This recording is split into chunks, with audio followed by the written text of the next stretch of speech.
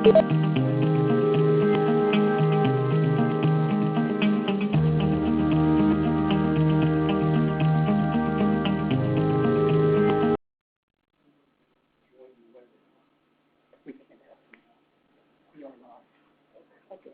everyone, and welcome to today's SCORE Fairfield County's live webinar on 5 mobile apps you cannot live without.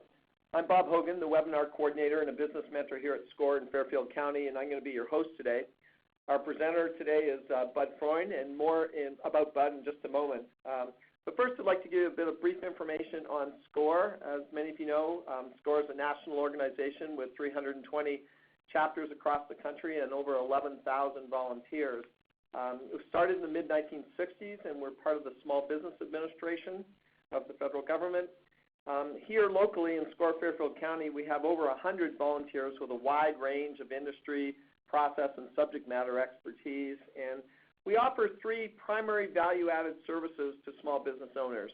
We offer one-on-one counseling, either face-to-face, by telephone, email, or Skype.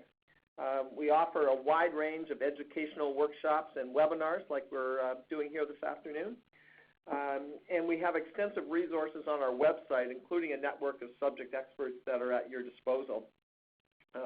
Our next webinar is going to be 2 weeks from today on March the 7th, when Ed Winslow will present demand-driven marketing. You can look for the specifics on our website at scorefairfieldcounty.org. Some useful information about today's event. We are going to stop sharply at the top of the hour.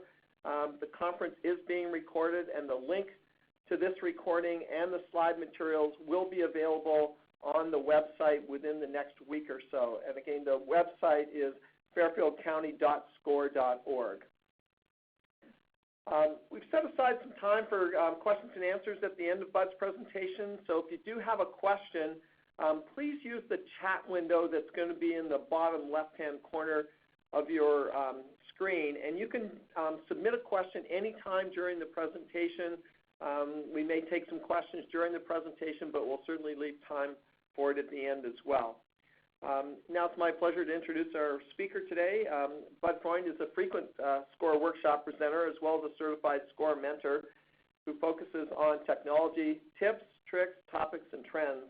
He's been teaching technology to users of all ages and providing tech support to small businesses looking for reasonable, cost-effective hardware and software solutions for over 20 years. I'll now turn it over to Bud. Bud, it's all yours. Thank you, Bob, and thank you all for joining us. Good afternoon. As many of you know, if you've done presentations, there are 3 parts to any presentation. They are tell them what you're going to tell them, and tell them what you told them. And at this point, I want to go over the things that we are going to be talking about, which are mobile apps. And rather than talking about 5 specific pieces of software, I grouped them into 5 different areas. And I'm going to run a laundry list of things. And as I've mentioned here, since I am not the Oracle at Delphi, please throw into the chat area any suggestions you might have on any other software that I might have overlooked. So as you can see here, we've got our 5 different areas. And before we dive too deeply into this, I would like to take a moment to talk about an item that I do on a regular basis before going into my presentations.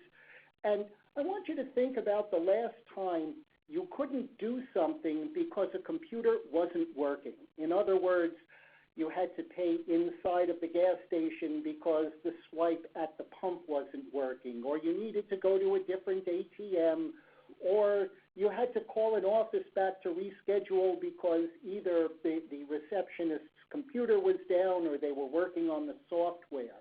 And as I've said to many of you before, when this happens to us as the consumer, it's a momentary inconvenience. We curse about it for a moment or two, and then we go on about our lives and resolve the problem in some way or another.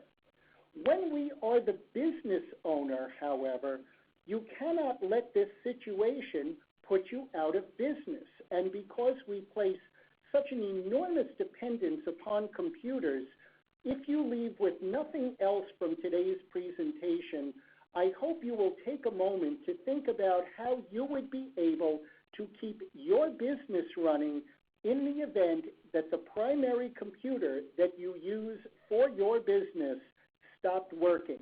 And whether it's a mobile app or a laptop or some combination, or you'll go home and work from your kid's computer, whatever it may be, take a moment to think about how you would do these 4 primary items so that you could keep your business running.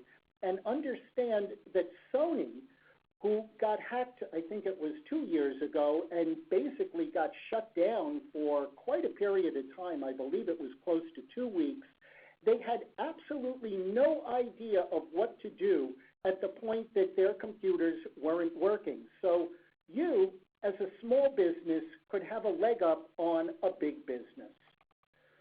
Now, one of the other things I wanted to talk about before diving into the laundry list is this notion of hardware and software. And I've had this discussion with numerous people as they come up to me and say, my computer is running slow. I don't understand what's going on. I just did the software update. Why is it running slow? And let me try and explain that to you. You buy a piece of hardware, and it is something that has been manufactured at a specific point in time for which software has been created to optimize this piece of hardware that you've purchased. Now, until we get to modular computers where you can unplug something and plug in a new thing, your hardware is not going to change over time. However, software does, and the updates that are done to software as protection or improvement will play on your older piece of hardware. However, that software has been designed for a newer piece of hardware that has, I don't know, let's say the new piece of hardware has the XYZ chip that makes the software run faster. Your old computer does not have that XYZ chip. It will run the software, but it will not run it as quickly as a newer machine. So hopefully that will give some insight as to why you keep doing the software updates, but the computer isn't running better. Eventually, you're just going to have to bite the bullet and buy some new piece of hardware. So the first area I want to talk about is online storage.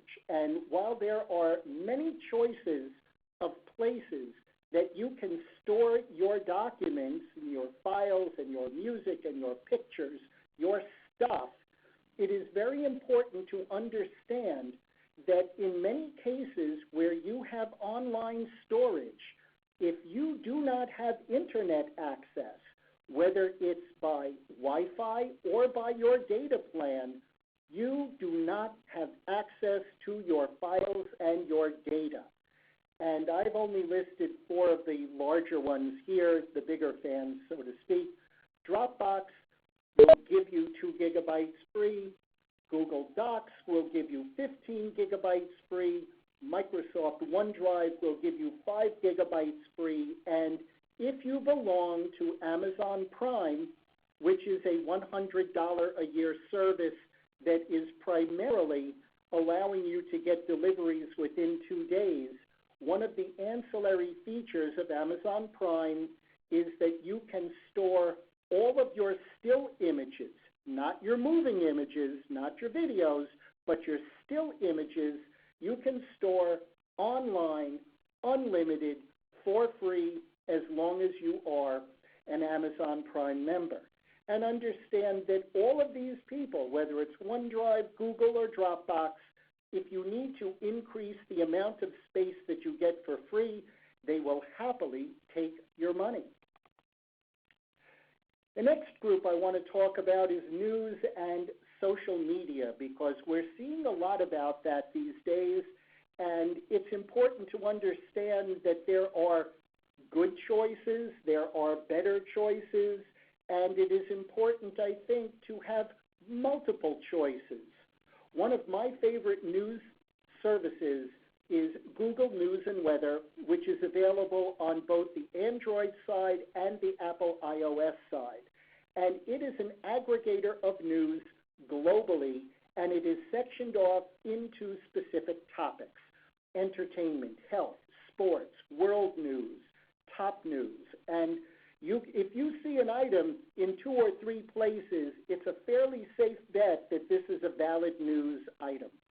And then, of course, well, again, depending on your point of view, New York Times, Wall Street Journal, Washington Post, NPR, National Public Radio, CNN, these are all mainstream news organizations that have been around for at least 15 years of time, which per se should give them a level of credibility.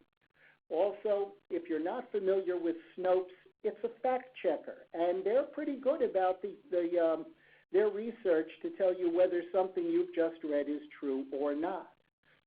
In the social media arena, Facebook is, as you know, number one, and lots of people go on there.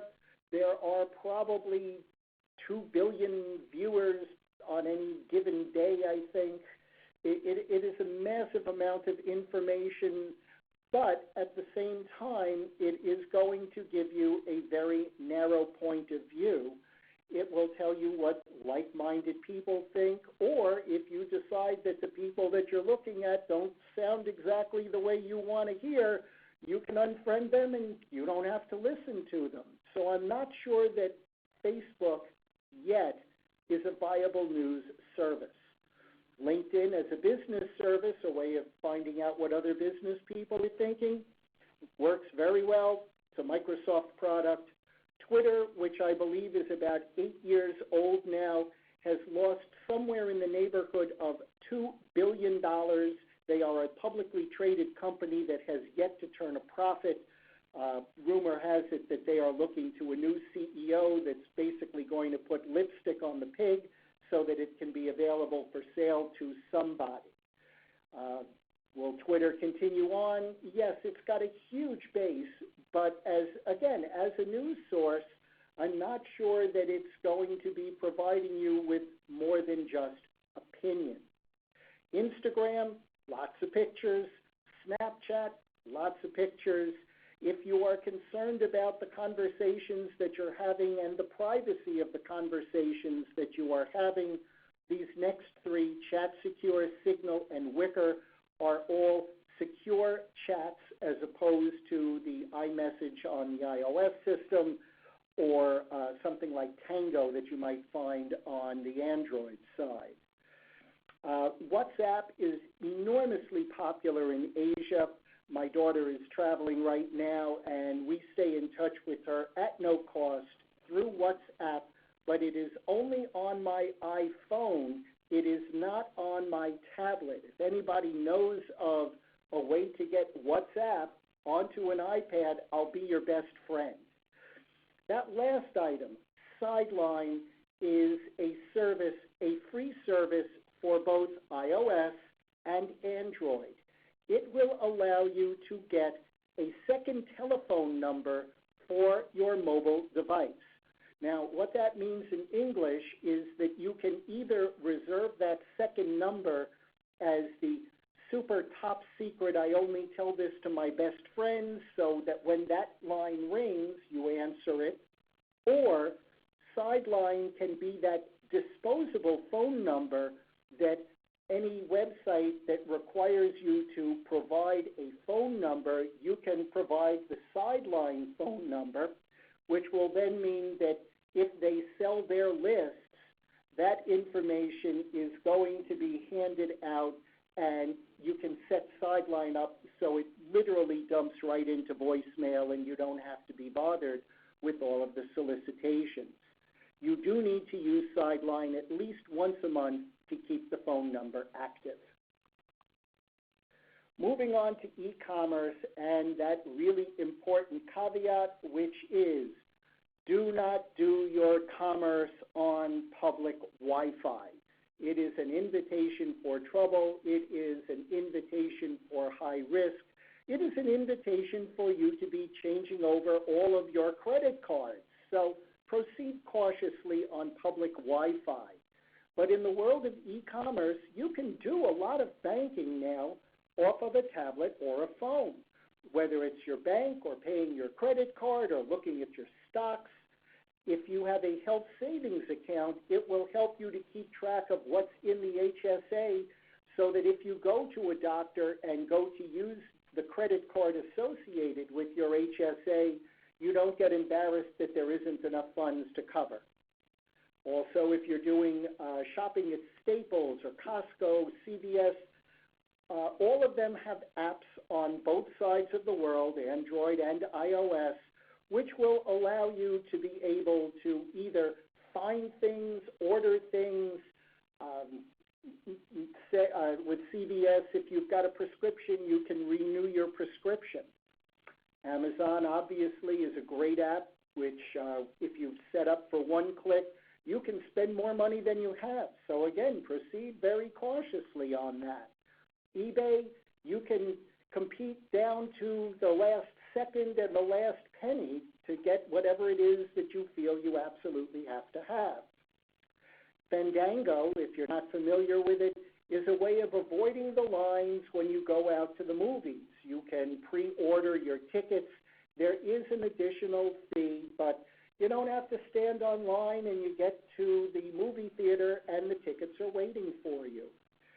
For the adults out there, Beverage is a new app that has gotten promotionals from a number of different adult beverage companies where you make your purchase, you photograph your receipt, you send it to Beverage, you get your discount or your credit as PayPal funds, which you can then spend however you would like. Productivity. This is where the work gets done. And the good news is that there are a huge number of free apps that are available in the world of productivity to get stuff done. On the iOS side of the world, Keynote, Pages, and Numbers equate to Keynote is Microsoft PowerPoint, Pages is Microsoft Office, and Numbers is Microsoft Excel. Keynote, Pages, and Numbers are free on your iOS devices. They also happen to come free on any Apple laptop or computer that you might purchase as well. Everything will sync up so that whatever formatting you do, you will be able to see across all of the devices that you use. Microsoft Office on mobile devices is free, which is really big news, folks. That means that all your .doc's or your .docx's you can look at on your phone or your tablet. You can make your revisions, but it's very important to understand that the Microsoft Office suite on mobile devices takes up an enormously large amount of space on the device, the actual device. And between the three of them, Word, Excel, and PowerPoint, you will take up very close to 1.6 gigabytes of space just for the apps. That's not any of the documents that you create. That's just the apps to create the documents. Docs2Go is, I believe it's a free app now, which will work on both Android and iOS, and Docs2Go will allow you to create and format Microsoft documents, spreadsheets, and presentations. I've been using Docs2Go for about 10 years now. It is absolutely fabulous. It's really tiny. It's a company based, I believe, up in New Haven, Connecticut. It works really well in the presentation end of things. Docs2Go will allow you to do a very good outline. It will not allow you to build with illustrations or animations the way Microsoft Office on a mobile device would do. However, if you're just trying to rough out your ideas, you can get it done in Docs2Go. And quite frankly, if you're trying to do a full-blown presentation of PowerPoint on a phone, I strongly urge you to rethink the process that you're doing. It will work considerably faster if you go to a computer. If you are not familiar with Evernote, I urge you to hunt it down. It is a fabulous method of writing notes. that you can move seamlessly between your computers, your laptops, your tablets, your phones. You can format, you can set up tables, you can cut and paste URLs that remain as hot links, you can import audio and images. It will allow you to include a PDF. You can insert Word documents or Excel spreadsheets.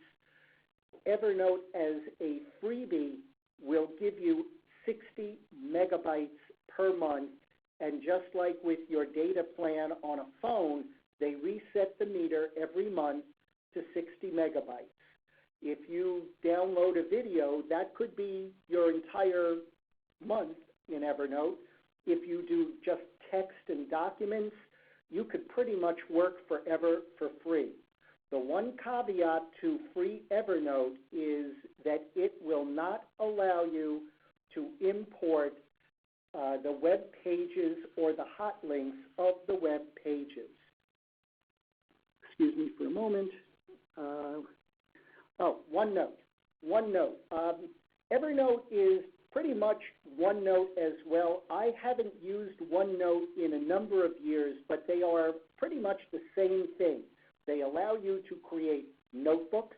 So if you've got a client named Bob, you can create the Bob notebook, and then you can have your pricing page, you can have your contacts page, you can have a third page of letters or hot links, all underneath a notebook. OneNote will do the same thing as Evernote.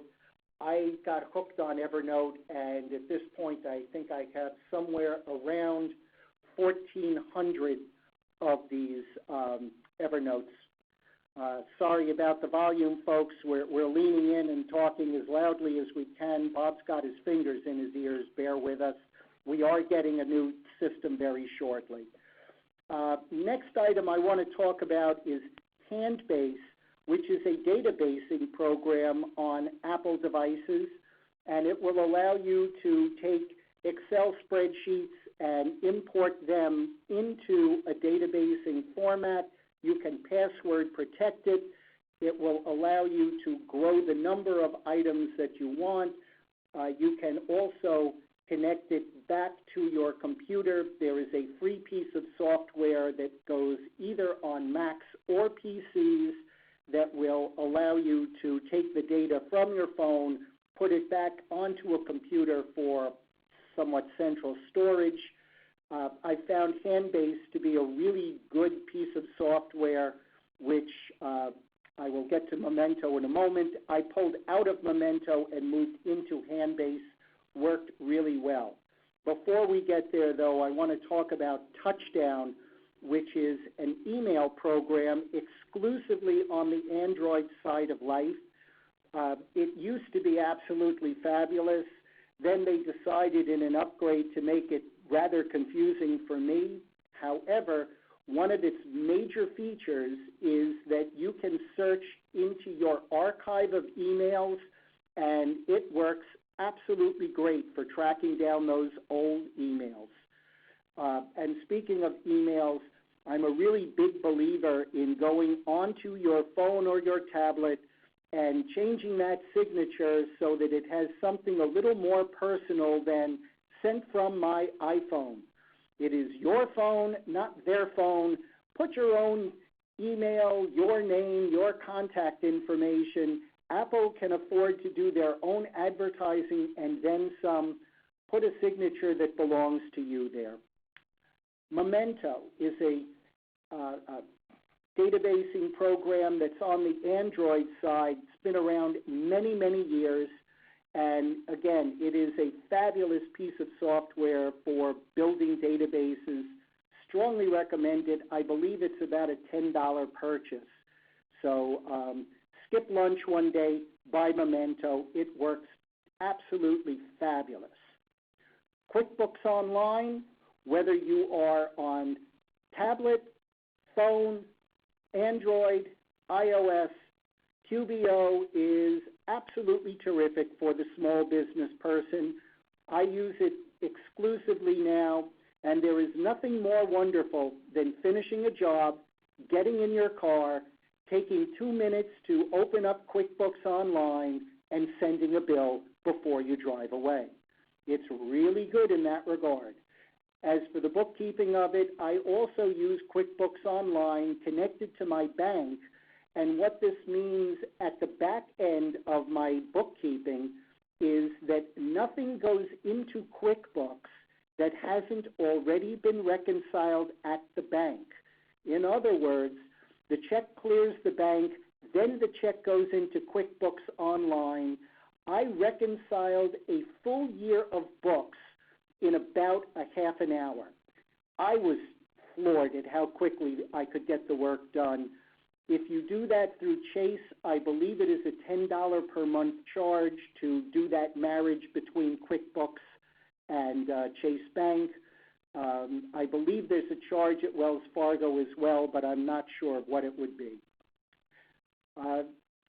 Your phone will come with a calculator, but I'm a very big fan of getting the enhanced calculators because every now and then there is some silly something that you need to figure out the math of. So the Calculator HD on iOS provides a whole slew of other mathematical calculations.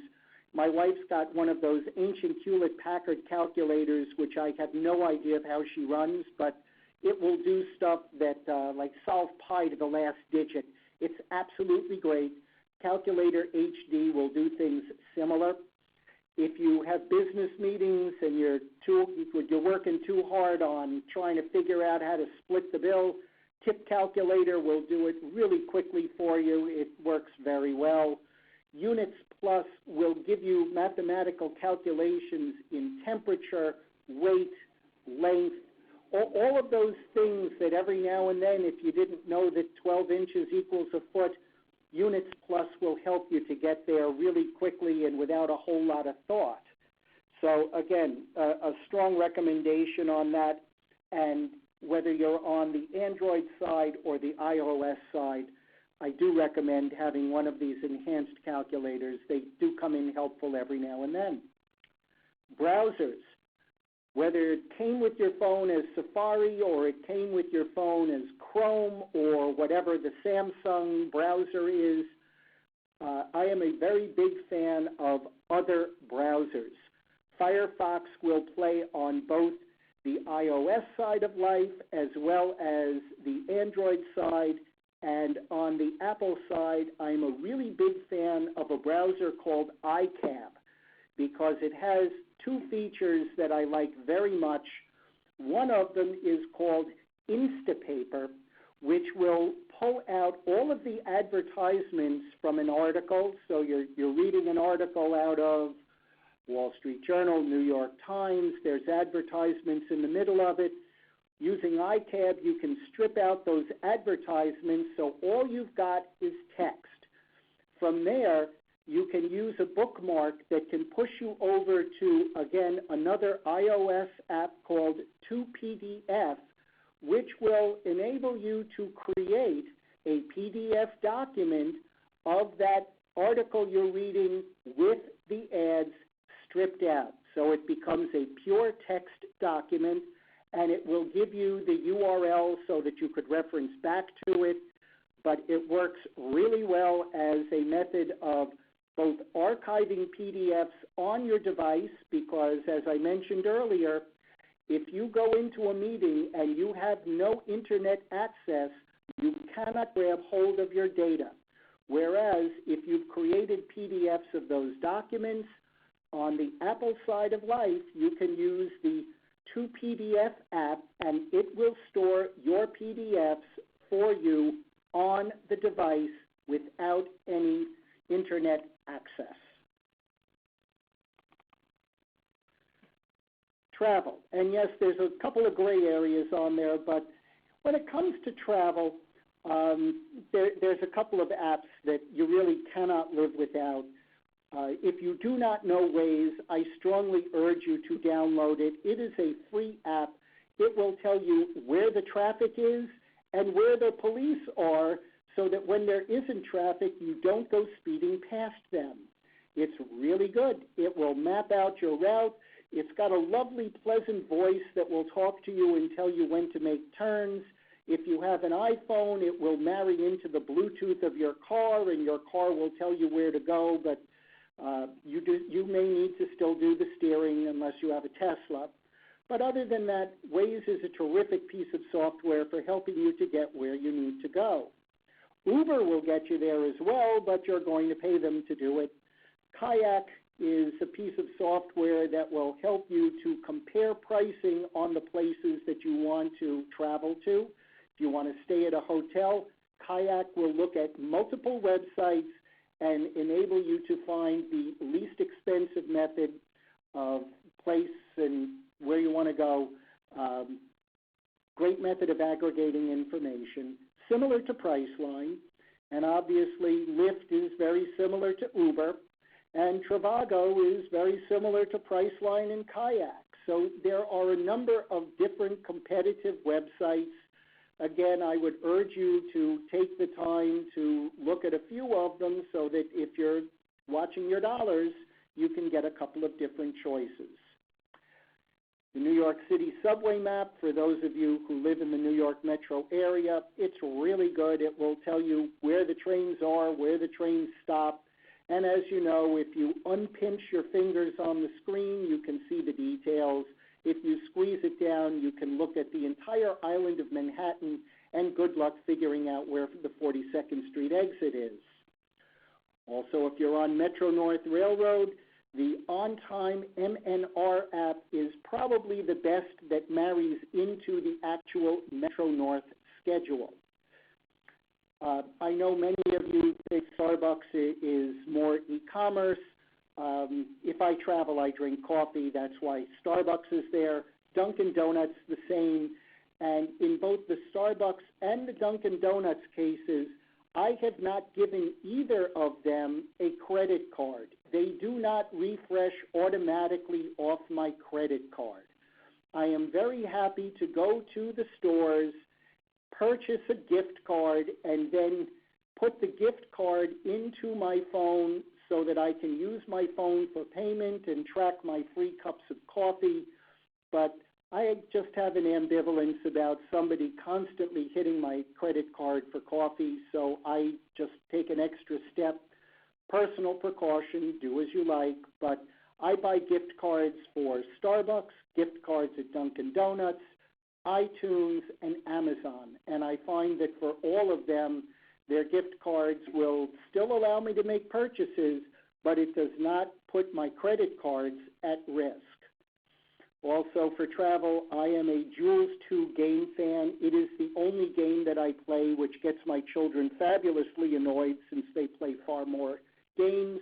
But that's the one I play, and I'm running close to 800,000 points on one of my devices, which gives you an idea of how much time I'm sitting around and doing nothing. But it's very important to have at least a game to occupy your time or to do some reading.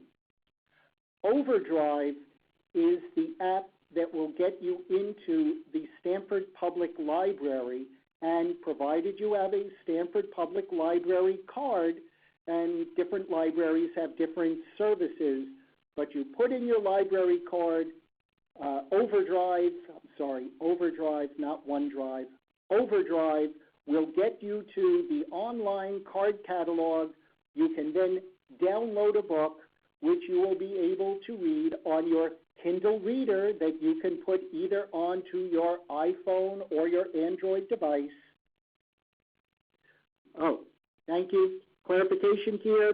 Norwalk, Wilton, and Westport use Cloud Library. So for those of you locally, Cloud Library is the other app. In Stanford, we're on Overdrive. That sounds weird. Stanford is not on Overdrive, but it sounds, they want it to sound good. Anyway, moving on. Kindle will allow you to read your books, read your downloads. Gutenberg.org, say it again, Gutenberg.org is a website from which you can download for free the classics. So if you have a hankering for Shakespeare, you can download the entire collection for free from Gutenberg and then read it on your Kindle. So just something to bear in mind. And basically at Gutenberg, anything over 100 years old is a free download.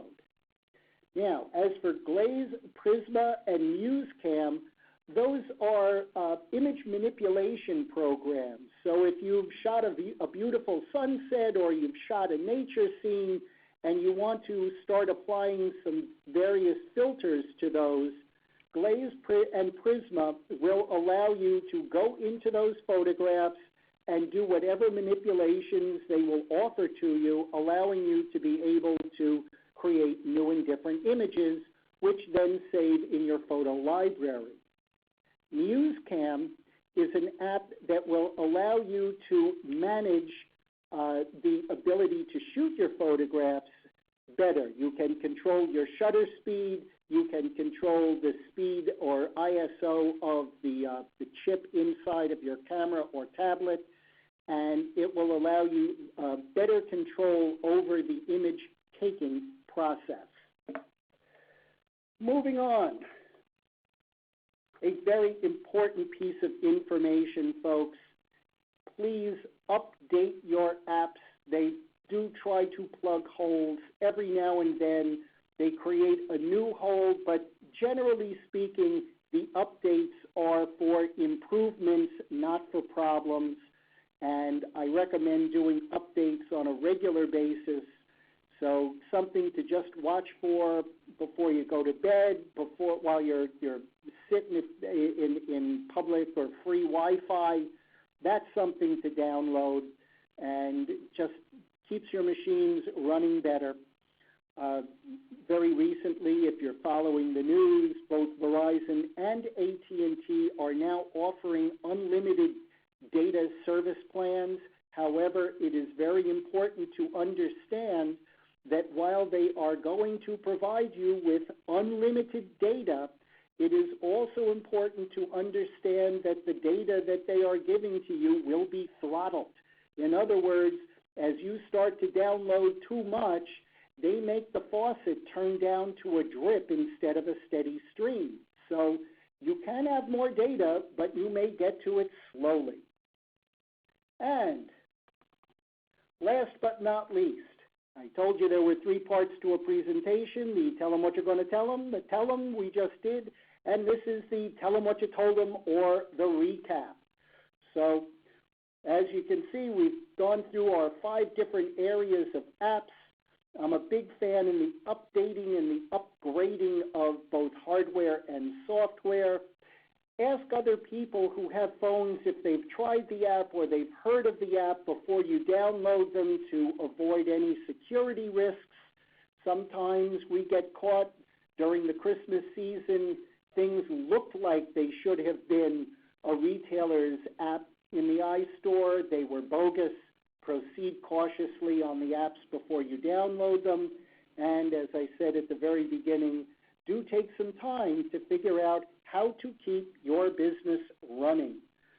So, with all of that, are there any questions I can answer for you? Thanks, Budley. Yeah, we do have a few questions that have come in the chat box here. The first one, I think, is also a comment. It's from Dan DeBoss. He's making a comment that Magic app also works very well for staying in touch with little or no charge using a U.S. phone number when you were talking about the communications app. I don't know whether you have any other comments on Magic, Jack. Don't know Magic. I'm familiar with Sideline. There's another one I've used called Text Plus with a plus sign, which will allow you to do texting over Wi-Fi. They give you a bona fide phone number, but you can do your texting over Wi-Fi. Every now and then you're caught in a place where you got to send somebody a note and you've got your Wi-Fi tablet, you've got Wi-Fi, you don't have cell service, you can still get a message out. Okay. The other one is, I'm just going to loop back to a comment that Ann Kaprowski made about the access through the cloud for the libraries. Apparently a clarification there that Norwalk and Wilton libraries do use Overdrive. It's Westport that uses the cloud library. Oh, okay. Thanks for that clarification. Okay. Please forgive me. It's very hard to walk and chew gum sometimes while you're doing these things. There's a question, Budley, from Vicki McKenzie around parking apps for New York City. Do you have any familiarity or comments with those? Oh, parking apps.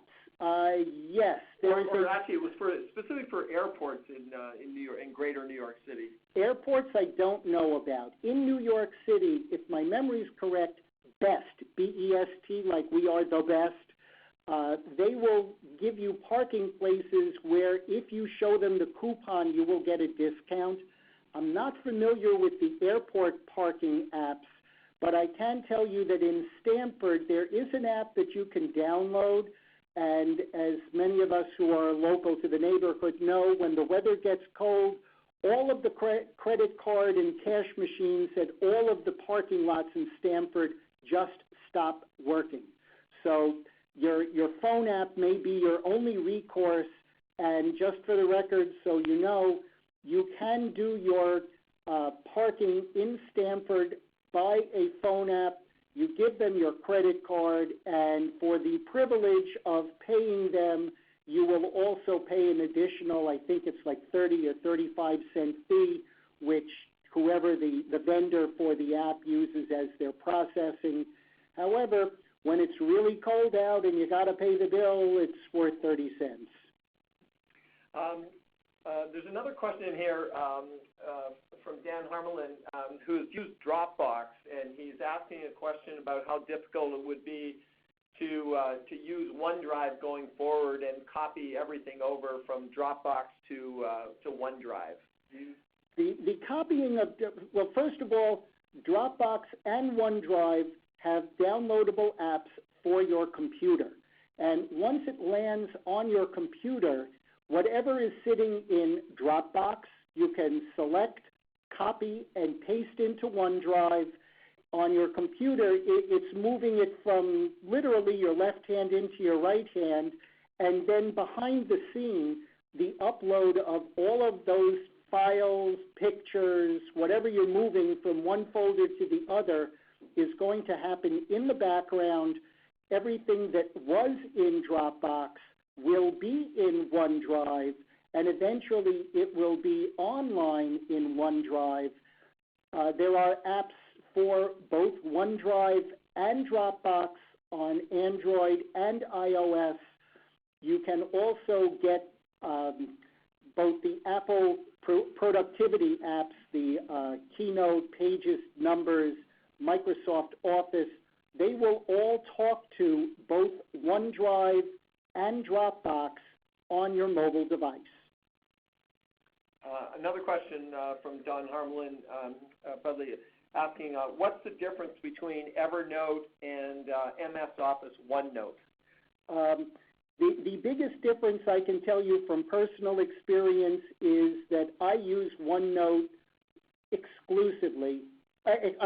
Clarify that. I use Evernote exclusively. I used OneNote a number of years ago. They will do the same things. OneNote is a Microsoft product. Evernote is a standalone organization. Evernote's tech support has been rather good anytime I've had a question. I haven't used OneNote in years. The only thing I can suggest to you is if you're just starting out, try both of them. You'll get comfortable with one of them, and whichever one you decide you like, that's the one to stick with. It's a fairly safe bet that Microsoft isn't going to go away, so OneNote is going to last a really long time. Whether it will be a free service for a really long time, that remains to be seen. Evernote, I pay for Evernote on an annual basis, but there are several features that I use for my business that are worth the investment, and they don't seem to, Evernote doesn't seem to be going away. And as I said, I've got about 1,400 Evernotes at this point, and as long as I can come up with a keyword, I can track down pretty much anything that I've put in there. Great. Thanks, Ray. Just a reminder to people, if you do have a question or a comment, you can use the chat box in the lower left corner of your screen. And while we're doing that, there's a question from Vicki McKenzie asking if you could go over one more time the apps on Glaze, Prisma, and MuseCam. Okay. Glaze, Prisma, and MuseCam as a group are for image editing. They are also, Muse I know is exclusively on Apple. Glaze and Prisma, I believe, have Android counterparts, so you may be able to find them on the Android side as well. Muse will allow you to regulate the taking of an image. You can control your aperture and your shutter speed, all of the controls that a quote-unquote fancier camera might afford you. That's what Muse will do on your Apple device for taking pictures. Glaze and Prisma are basically a collection of filters that allow you to start with a photographic image and provide a painterly effect, a stippling effect, it'll invert, it'll black and white, it will make what started as a photograph look different. And you can run multiple filters. You run a filter, you save the file, you open that file that has been filtered, you can run the filter again on top of it. You can't run 3 filters consecutively. You would run a filter, save it, run the filter again, save it, run the filter a third time. But they're a lot of fun to take a lovely scene and turn it into something more than it was.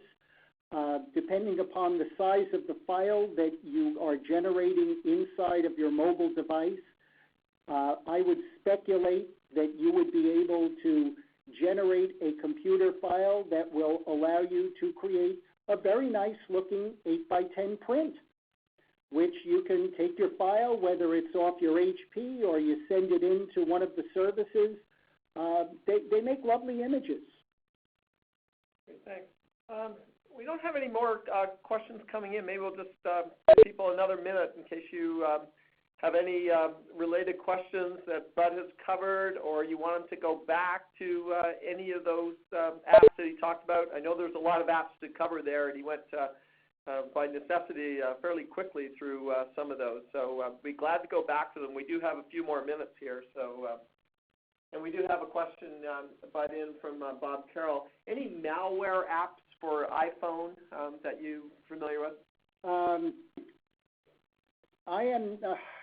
I think Malwarebytes has an app for iPhone. However, in the world of antivirus and malware on iPhone, I may be naive in making this statement, but I tend to believe that Apple is doing an extraordinarily good job of patrolling the sandbox. It is really, really hard to get an app into Apple's sandbox and then be able to go out, which reminds me, by the way, for those of you who are thinking about creating an app because that may be what you believe your business future to be, understand that if you create an app that you want to sell in Apple's App Store, they are going to be your one-third partner. In other words, if you create an app and you want to sell it for $1, they're going to take 33 cents every time you sell it. That's the cost of doing business. And if you can factor that in when you start to do either the creating or the pricing, then you start to get into situations where if I make an app that's going to cost $5 and somebody is already making that app for free, the person who's making it for free is going to win. And if you sell it for, let's make it $6 so my math isn't too taxing. If you make an app that costs $6, you're giving $2 to Apple. So that's what I know about apps in the App Store. Malware in the App Store, not a whole lot of it.